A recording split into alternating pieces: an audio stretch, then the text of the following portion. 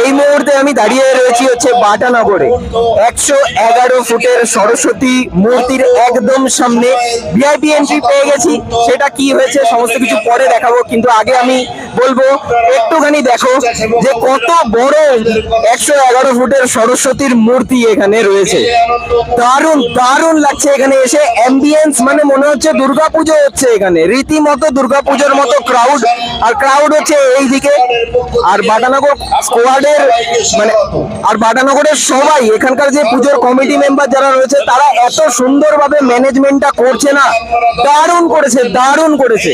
আমি আবার একবার বলবো যে প্লিজ একটুখানি সরস্বতীর মূর্তিটা দেখাতে, এত সুন্দর করেছে, লাইটিং থেকে শুরু করে সবকিছু, ইচ এন্ড এভরিথিং দারুণ মেসমারাইজিং।